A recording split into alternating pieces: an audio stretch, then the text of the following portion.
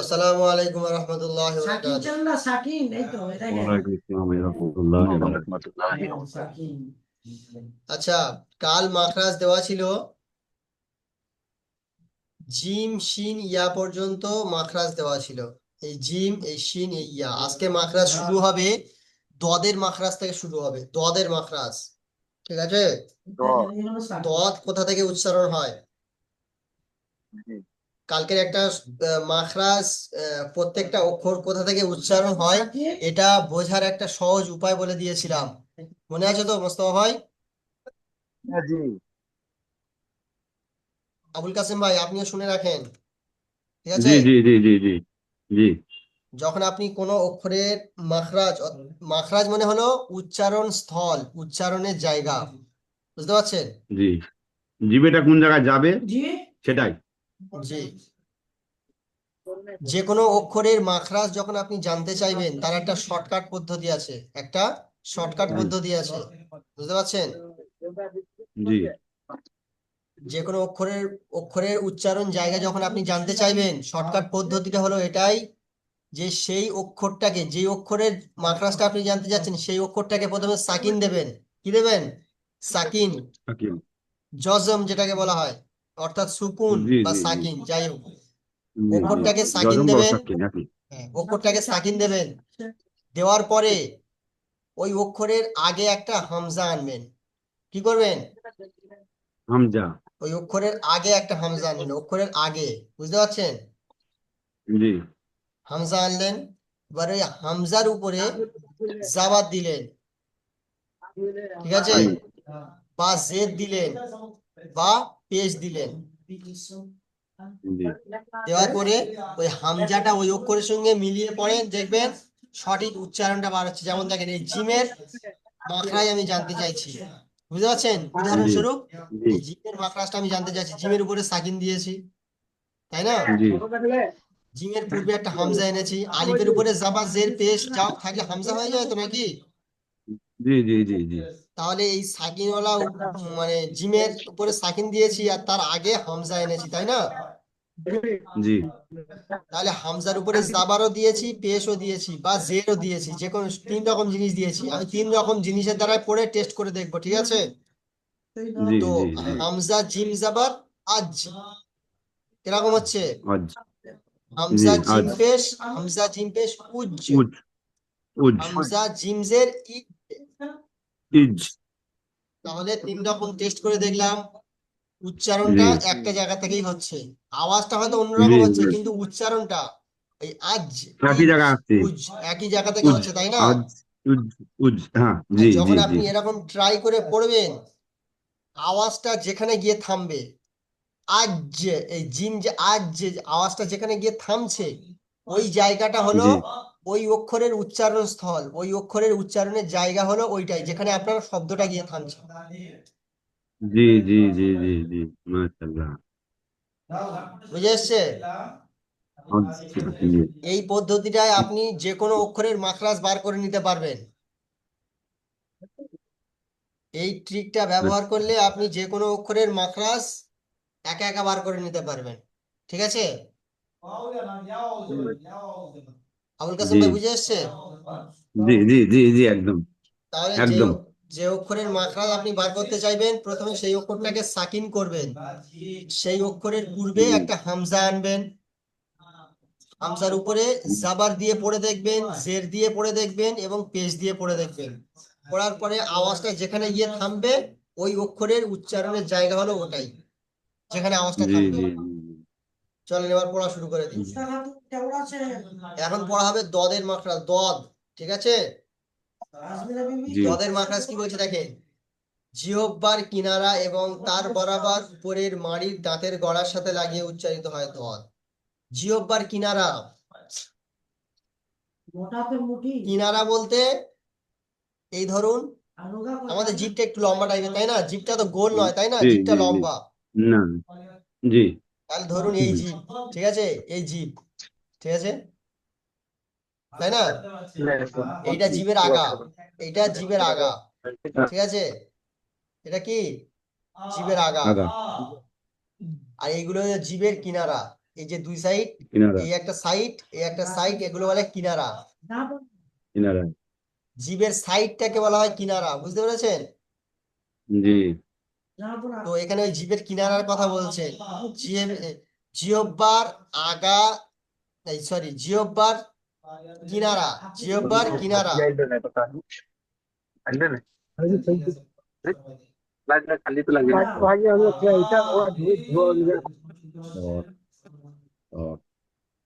Dot, জিহ্বার dot. কিনারা, জিহ্বার কিনারা এবং তার বরাবর উপরের মাড়ির দাঁতের গোড়া। তাহলে এই হলো জিহ্বা, এই জিহ্বার কিনারা। আর এই জিহ্বার কিনারার ওই বরাবর, মানে ওই বরাবর মানে উপরে, উপরে যে মাড়ির দাঁত আছে না, মাড়ির জি, দাঁত, এই জি, জি। সাইডে মাড়ির দাঁত, এই মাড়ির দাঁতের দাঁত আছে। গড়ার সঙ্গে লেগে উচ্চারিত হবে, গড়া, গড়া, মাড়ির দাঁতের। ডট, এরকম তো ডট। দাঁত আছে তাই না, দাঁতের গড়া, দাঁতের হ্যাঁ, গড়া, হ্যাঁ। দাঁতের গড়ার সঙ্গে লেগে জি, উচ্চারণ জি, হবে। জি, বুঝতে পেরেছি। জি, জি, জি। তাহলে জিহ্বার কিনারা, জিহ্বার কিনারা বলতে এই সাইড, জিহ্বার এই সাইড, বুঝতে পারছেন? জি। জিহ্বার কিনারা এবং ওই বরাবর, ওই উপরে মাড়ির দাঁত, মাড়ির দাঁত বলতে পাশের যে উপরের দাঁতগুলো মাড়ির দাঁত বলা হয়, তাই না? হুম। জি। তাহলে জিহ্বার কিনারা এবং মাড়ির দাঁতের গড়ার সঙ্গে লেগে উচ্চারণ হবে দদ। কি? দদ। Dot, dot. একবার চেক করে দেখেন, হামজা দদ জবর আদ, হামজা দদ জের অব, ইদ, হামজা দদ জে, ইদ, হামজা দদ পেশ উদ। চেক উদ, করে দেখেন উদ, উদ। হচ্ছে। হ্যাঁ, ইদ, উদ। জি। এবারে হবে লামের মাখরাজ। লামের, লামের মাখরাজ কি বলছে দেখেন। তাহলে দলের মাখরাজ বুঝে আসছে সকলের? জি। আচ্ছা, লামের মাখরাজটা দেখেন। জিহ্বার আগার কিনারা, জিহ্বার আগার কিনারা বলতে কোনটা? এইটা সামনে। সামনে। সামনের আগার কিনারা হুম। বলতে শুধু সামনেরটা না, এটা তাহলে আগা হতো, আগার কিনারা বলতে এই পুরোটা, বুঝলেন? হ্যাঁ, যে কোনো এক সাইড। পুরো দুটো সাইড আগার কিনারা বলতে, দুটো সাইড দিয়ে হচ্ছে। জি। এই দুটো পুরো একদম পুরো জেলে আগার কিনারা। আগা হুম। বলতে তাহলে আগা বলতো, আর আগার কিনারা মানে হালকা পাশে। আরে, হুম। জিহ্বার আগার কিনারা এবং সামনের উপরের আটটি দাঁতের হুম। গড়া, আটটি দাঁতের গড়ার সাথে লাগিয়ে উচ্চারণ হবে। সামনের উপরে, সামনের প্রথমে বলে যে সামনে, তারপরে বলছে উপরে, উপরে আটটা দাঁত, মানে প্রথম সামনে দুটো, সামনে দুটো, তারপরে এইপারে একটা, এইপারে একটা, মানে সামনের টোটাল চারটে, সরি টোটাল আটটা দাঁত, সামনের উপরের আটটা দাঁতের গড়ার সঙ্গে লেগে উচ্চারণ হবে দাঁত। লাম। জিহ্বার আগার কিনারা এবং সামনের সামনের উপরের আটটি দাঁতের গড়ার সাথে লাগিয়ে উচ্চারিত হয়। জি। লাম, লাম, লাম। লাম, বুঝে এসছে? লাম, লাম, লাম। টেস্ট করে দেখেন, লাম, হামজা লামজা লাম। এখানে টেস্ট করার জন্য পুরো তৈরি করে রেখে দিয়েছে দেখেন। হামজা লামজা পর আল, হামজা লামজের ইল, আল, হামজা লাম পেশ ইল, উল, উল, আল ইল উল, উল। আল, আল, ইল, হ্যাঁ, উল।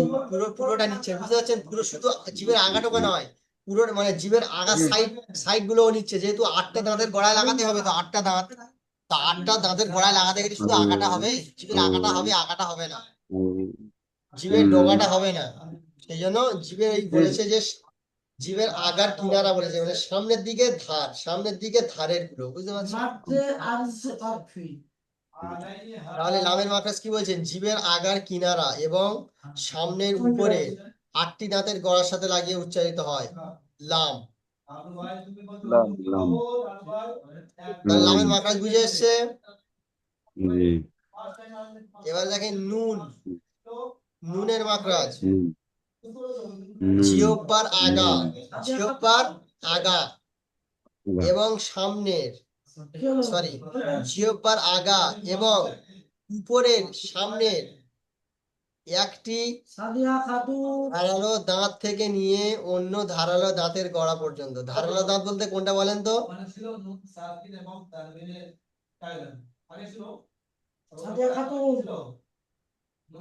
বলেন, আপনারা জানেন যদি ধারালো দাঁত কোনটা বলেন?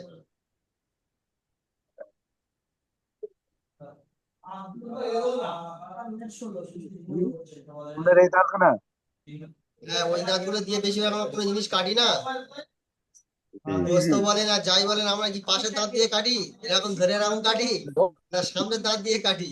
জি না, আমাদের আমি সামনে আগে যাচ্ছে। ভাবলাম আমাদের তাহলে নুন যাবার আন হ্যাঁ, হামজা নুন জবর আন, হামজা নুন জের ইন, হামজা নুন পেশ উন, আন ইন উন। বুঝে এসছে? জিভের আগা এবং সামনের উপরে ধারালো দাঁতের গড়ার সঙ্গে লাগিয়ে উচ্চারিত হয় নুন। হুম হুম হুম হুম হুম আগা এবং উপরের সামনের এক ধারালো দাঁত থেকে অন্য ধারালো দাঁতের গড়ার সাথে লাগিয়ে উচ্চারিত হয়। এবার হচ্ছে নুনের মাখরাজ, তাহলে বুঝে গেছে। জি এবার দেখেন রয়ের মাখরাজ, জিহ্বার কিনারা, ও জিহ্বার কিনারা ও ও উল্টা পিঠ, জিহ্বার কিনারার কিনারা ও উল্টা পিঠ এবং সামনের উপরের চার দাঁতের গড়ার সাথে লাগিয়ে উচ্চারিত হয়। যেমন আর, আর জিহ্বার কিনারা, জিহ্বার কিনারা ও উল্টা পিঠ, মানে জিহ্বার কিনারার উল্টা পিঠটা, জিভ এরকম সোজা, জিহ্বাটা সোজা, কিনারার উল্টো পিঠ, উল্টো পিঠটার কথা বলছি, উল্টো পিঠটা এবং সামনের উপরে চার দাঁতের গড়ার সাথে লাগিয়ে উচ্চারিত হয়। সামনের উপরে চারটে দাঁতের গড়ার সাথে লাগিয়ে উচ্চারিত হয়। র, র, হামজা র যাব আর, হামজা রজের ইর, আর হামজা রপেশ উ, আর আর ইর উন। এ, তাহলে রয়ের মাত্রা বুঝে এসছে। জি এবারে দেখেন তা দাল ত, তা দাল ত, এই তিনটে এক জায়গাতে উচ্চারণ হয়। জিহ্বার আগা, জিহ্বার আগা, এবারে এবারে শুধু আগার আগা নিয়ে বলবে, দেখেন জিহ্বার আগা এবং সামনের উপরে দুই দাঁতের গড়ার সাথে লাগিয়ে উচ্চারিত হয়। জিহ্বার আগা এবং সামনের উপরে দুটো দাঁতের গড়ার সঙ্গে লাগিয়ে উচ্চারিত হয়, দুটো দাঁত। কি? তা দাল ত, তা দাল ত, তা দাল ত, হামজা তা যাবার আত, হামজা তাজের ঈদ, হামজা তাপেশ উদ, হামজা দাল যাবার আদ, হামজা দাল যে ঈদ, হামজা দাল পেশ উদ, হামজা ত যাবার আত, হামজা ত যে ঈদ, হামজা ত পেশ উদ, আত ঈদ উদ। জি তাহলে তা দাল তর মাখরাজ বুঝে এসছে, জিভের আগা এবং সামনের উপরে দুই দাঁতের গলার সাথে লাগিয়ে উচ্চারিত হয় তা দাল ত। জি এবারে দেখেন সা জাল জ, সা জাল জ, এই তিনটের মাখরাজ একই জায়গাতে উচ্চারণ হয়। কোথা থেকে বলছি শোনে, জিহ্বার আগা এবং সামনের উপরের দুই দাঁতের গড়ার সাথে লাগিয়ে উচ্চারিত হয়।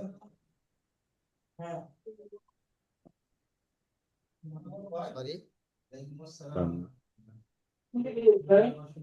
জিহ্বার আগা, তা দাল তর মাখরাজ কি বলে, জিহ্বার আগা এবং সামনে উপরে দুই দাঁতের গড়ার সাথে লাগিয়ে উচ্চারিত হয় তা দাল ত। আর সা জাল স, জিহ্বার আগা এবং সামনের উপরের দুই দাঁতের আগার সাথে লাগিয়ে উচ্চারিত হয়। উপরেরটা হয়েছে গড়ার সাথে আর এখন হচ্ছে আগার সাথে, বুঝতে পারছেন? উপরেরটা বলেছে এটা ঘোরা জিহ্বার আগা এবং সামনের উপরে দুই দাঁতের গড়ার সাথে লাগিয়ে উচ্চারিত হয় তা দাল ত, আর এখন বলছে দাঁতের আগার সাথে লাগিয়ে উচ্চারিত হয় সা জাল জ, সা জাল জ। বুঝে এসছে? তারপর দেখেন সা সিন সদ, সা সিন সদ, এই তিনটের মাখরাজ কোথা থেকে বলছে শোনেন, জিহ্বার আগা, জিভের আগা এবং সামনের উপরের এবং নিচের দুই দাঁতের, উপরে ও নিচের চার দাঁতের, মানে দুই দুই করে চার, উপরে দুটো নিচে দুটো, সামনের উপরে নিচের চার দাঁতের আগার সাথে লাগিয়ে উচ্চারিত হয় জা সিন সদ, জা সিন সদ। বুঝে এসছে? জি এবার দেখেন সামনে ফায়ের মাখরাজ, কার মাখরাজ, ফার মাখরাজ, ফা, হ্যাঁ নিচের ঠোঁটের ভিজে অংশ, নিচের ঠোঁটের ভিজে অংশ উপরের দুই দাঁতের কিনারার সঙ্গে মিলিত হয়ে উচ্চারিত হয় ফা। নিচের ঠোঁটের ভিজে অংশ কোথা থেকে শুরু, এখানে শুকনো অংশ, তারপর থেকে ভিজে অংশ শুরু, তাই না? সামনের ঠোঁটের জি শুকনো অংশ সামনে, শুকনো অংশ ছেড়ে ভিজে অংশ শুরু। আপনার যে যার ঠোঁটের ভিজে অংশ শুরু কোথা থেকে নিজেরা বুঝতে পারছেন তো? তাহলে নিচের প্রথমে প্রথমে বলছে প্রথমে বলছে নিচের ঠোঁটের ভিজে অংশ, নিচের ঠোঁটের ভিজে অংশ এবং সামনের উপরের দুইটো দাঁতের আকার সাথে লাগিয়ে উচ্চারিত হবে। তাহলে ফা ফা, সামনের যে পা। দাঁত, সামনের দুটো দাঁতের আগা আর নিচের ভিজে অংশ, নিচের ঠোঁটের ভিজে অংশ, পা পা। দেখেন, চেক করে দেখেন, পা পা। হুম, পা। হামজা ফা যাবার কাফ, হামজা ফাজের ই, হামজা কাফে আপ, হালকা হাওয়া বার হবে, গালের ঠোঁটের মাঝখান থেকে দাঁতের ফাঁক থেকে হালকা হাওয়া বার হবে। আফ ইফ উফ। আপ, জি, বুঝে এসছে? ফাইল মাত্রা বুঝে এসছে? কি বলছেন, কেউ বলছে না কেন? ফাইল মাত্রা বুঝে আসেনি? পায়ের মাথা জি, জীবের ঠোঁটের যে নিচের অংশ উপর দাঁত, নিচের দাঁত থেকে উপর দাঁত কি বলছে? নিচের ঠোঁটের ভিজে অংশ এবং সামনের উপরে এই দুটো দাঁত, দাঁতের আগা, এই দাঁতের আগা আর এই সামনের এই নিচের ঠোঁটের ভিজে অংশ এরকম এরকম আপ, জি একত্রিত এরকম পড়বে, এরকম এরকম এরকম হয়ে উচ্চারণ হবে, ভিজে অংশ এরকম পড়বে, পড়ে উচ্চারণ হবে। পা পা। জি বুঝে এসছে? আপ, হ্যাঁ জি হ্যাঁ এবারে দেখেন, মিম, কিসের মাখরাজ? মিম। বাইর বাইর বাইর ও হ্যাঁ, পায়ের মাখরাজ চলে আছে। পায়ের মাখরাজটা দেখেন, দুই ঠোঁটের ভিজে অংশ মিলিতে উচ্চারণ হয়, দুটো ঠোঁটের ভিজে অংশ, বা বা, দুটো ঠোঁটের ভিজে অংশ একে অপরের সঙ্গে মিলিয়ে উচ্চারণ হবে। বা, দেখেন পড়েন, বা জি জি বা জি বা, দুটো ঠোঁটের ভিজে অংশ একে অপরের সঙ্গে মিলিয়ে উচ্চারণ হবে বা। ঠিক আছে? এবারে হবে মিম, মিমের জি মিমের মিমের জি মাখরাজ, দুই ঠোঁটের শুকনো অংশ মিলিত হয়ে উচ্চারিত হয় মিম, দুটো ঠোঁটের। এবারে কি বলছে, জি, দুটো ঠোঁটের শুকনো অংশ, মিম জি মিম, মিম মিম, মিম ভিতরে যাচ্ছে মিম। না, বাইরে মিম, জি, মিম, দুটো মিম, ঠোঁটের শুকনো অংশ মিলিয়ে উচ্চারিত হয় মিম। ঠিক আছে? মিম, হুম, জি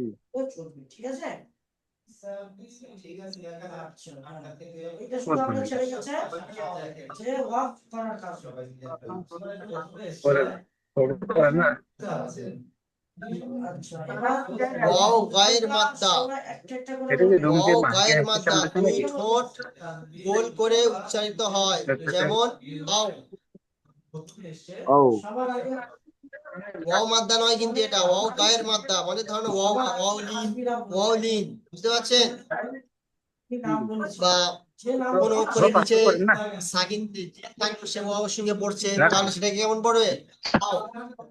ওয়াও গায়ের মাদ্দার উচ্চারণ হলো দুই ঠোঁট গোল করে, দুই ঠোঁট গোল করে উচ্চারিত হয়, দুটো ঠোঁট গোল করে উচ্চারিত হয়। Wow wow wow. বুঝে এসছে? ওয়াও লিনের উচ্চারণটা এরকম হবে, ওয়াও লিনের উচ্চারণ কিরকম? ওয়াও। বুঝে এসছে? জি জি। তারপরে দেখে,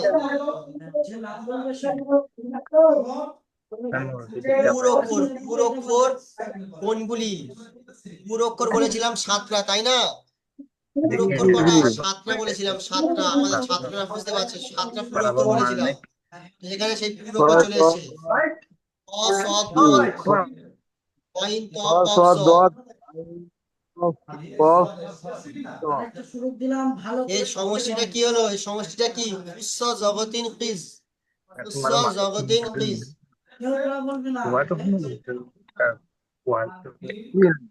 এই অক্ষরগুলো সর্বদা পুর হবে, কি হবে? পুর হবে, সর্বদা পুর হবে। এই অক্ষরগুলো উচ্চারণের সময় বিশেষভাবে লক্ষ্য রাখা দরকার, যাতে পরিষ্কারভাবে একে অপরের আওয়াজ আওয়াজের মধ্যে পার্থক্য বোঝা যায়, একে অপরের আওয়াজের মধ্যে পার্থক্য বোঝা যায়, বুঝতে পারছেন? জি, বেশ, আলহামদুলিল্লাহ, কিতাব খতম। আলহামদুলিল্লাহ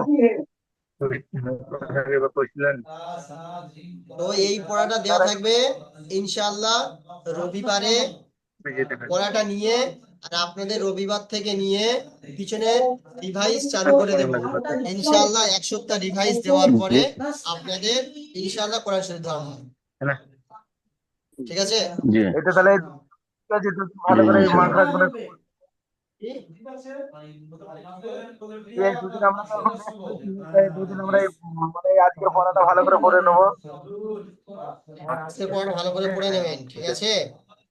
তারপরে ইনশাআল্লাহ শনিবার রবিবার রবিবার আপনাদের নতুন পড়া দেওয়া হবে, নতুন পড়া বলছি রিভাইজ পড়া দেওয়া হবে ইনশাআল্লাহ।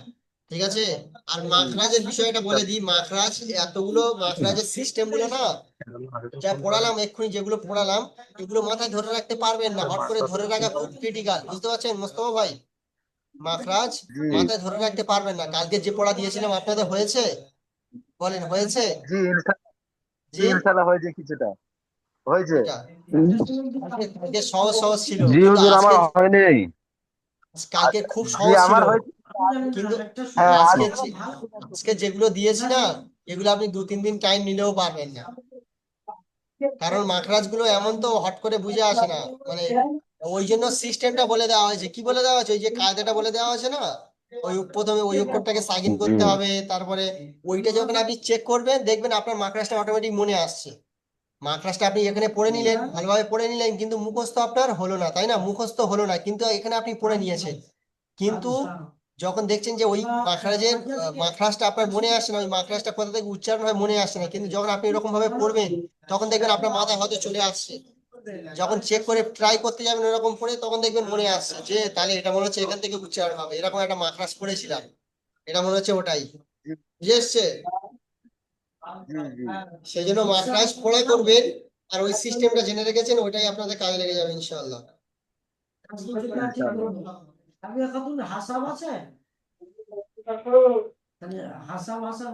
ঠিক আছে, চলেন দেখি ওইটা কেমন আপনাদের পড়া হয়েছে। সহজ মাখরাজ ছিল আগেরটা।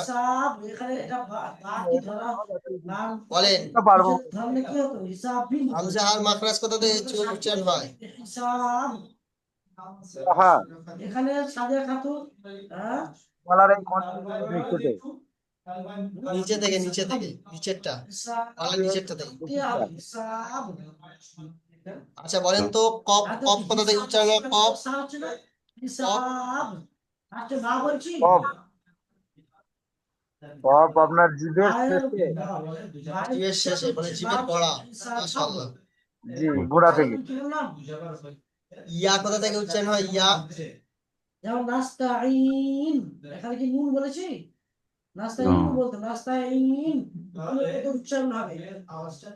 এর জিভের মাঝ আছে না? জিভের মাঝখান থেকে। মাশাআল্লাহ, খুব ভালো পড়া হয়েছে। জিভের মাঝখান থেকে, জিভের মাঝখান আর ওই বরাবর উপরে তালুর সঙ্গে লাগিয়ে উচ্চারিত হয় জিম শিন হ্যাঁ, ইয়া। বুঝেছে? জি 3টে অক্ষর, জি জিম শিন ইয়া। জাকির ভাই, জি আপনি বলেন জি কাপ, কাপ কোথা থেকে উচ্চারণ হয়? Cup, cup